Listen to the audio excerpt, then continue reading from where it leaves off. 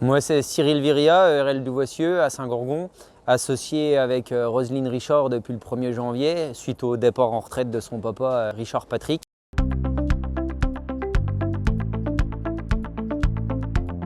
On exploite 150 hectares, 19 hectares de maïs, 35 hectares de céréales.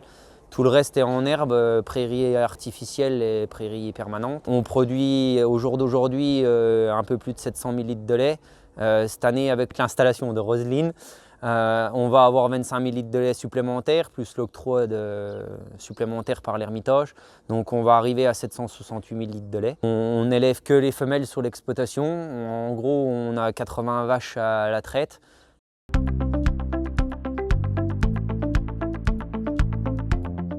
Donc le projet de ce système de paillage, il est venu suite il y a 2 ans avec le paillage où il y a beaucoup de poussière dans le bâtiment. Donc on a fait 2-3 réflexions par rapport à ce projet, de se dire est-ce qu'on part sur un système de pailleuse pour enlever la poussière ou surtout un système de pailleuse pour gagner aussi en temps de travail. Donc le projet il a mûri tranquillement. Suite à des visites sur d'autres exploitations où il y avait des thématiques, on a fait le lien comme quoi il y avait des dossiers plan bâtiment qui s'appellent aujourd'hui IPOGE, où on pouvait passer ce système de pailleuse. Donc on a fait des projets, des estimations, que ce soit au niveau de l'organisation dans le bâtiment, le coût financier. Et après on a déposé un dossier au niveau IPOGE pour ce système de paillage, parce que suite à nos visites, on était convaincus de mettre ce système. Les visites, on a fait la visite déjà chez l'un de mes anciens patrons, Dominique Bontemps, où il était en montage au mois de juillet cette année. Bon, lui, c'est un système à soufflerie parce qu'il est en air paillé, alors que nous, c'est un système mécanique avec des chaînes de distribution, parce qu'on est beaucoup plus en logette qu'en box paillé. Et suite à la visite chez Dominique, quand il était en montage, on est allé voir chez Stéphane Virio à Saint-Dié, au Villet. Et suite à ce qu'on a vu chez lui, on a repris 2-3 réflexions et c'était là qu'on avait décidé qu'il fallait le faire.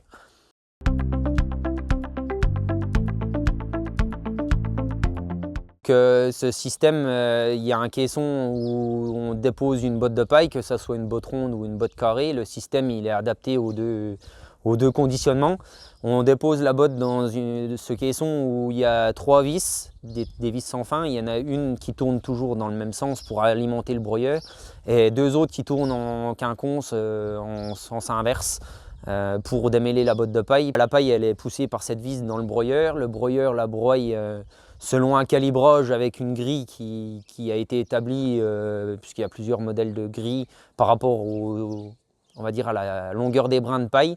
Comme nous, on a un système raclé paillé, donc on a une grille qui est différente que si c'était un système avec des calibotis où on voudrait plus de la petite paille. Donc aujourd'hui, après la paille, elle est soufflée par ce broyeur dans un dépoussiéreur. Le dépoussiéreur a un effet de cyclone. La poussière est aspirée par un aspirateur qui a une réserve en autonomie entre 8 et 15 jours selon la quantité de paille qu'on va consommer. Et ce caisson, il faudra le vider quand il est plein. Il y a des témoins d'alerte qui nous le disent.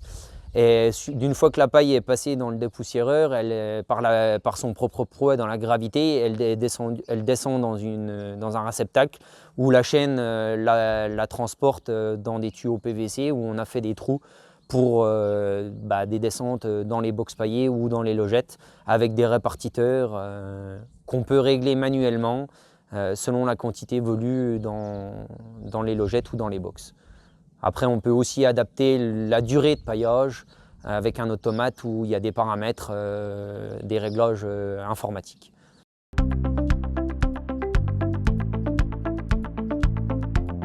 Aujourd'hui, les avantages au niveau de cette pailleuse, c'est que la paille elle va être finement broyée et la distribution déjà elle sera plus faite par un tracteur avec une pailleuse où ça faisait de la poussière.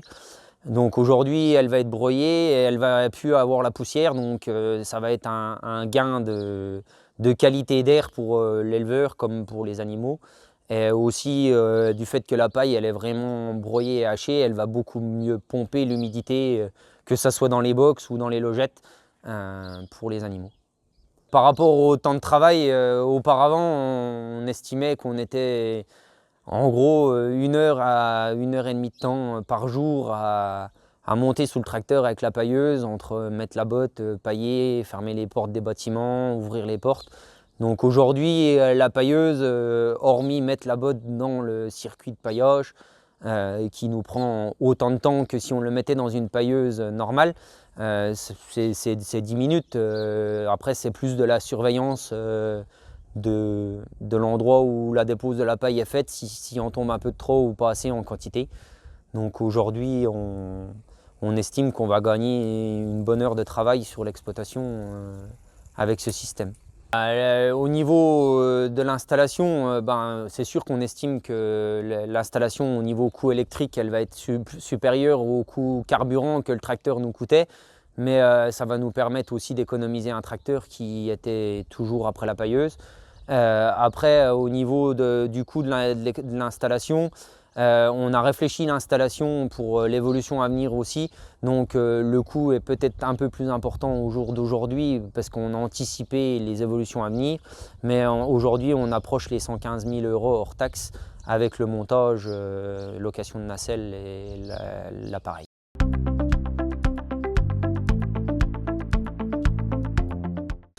Vis-à-vis des sécurités, c'est un appareil où il y a beaucoup de capteurs, beaucoup de sécurité. Donc quand il y a des surcharges électriques, il y a des capteurs. Si les portes sont ouvertes du caisson, on ne peut pas mettre en route le système. Le système, quand il n'y a plus de paille, il arrête tout seul. On ne peut pas aller intervenir non plus dès qu'on ouvre la porte. Il y a beaucoup de sécurités qui sont faites par rapport à cela.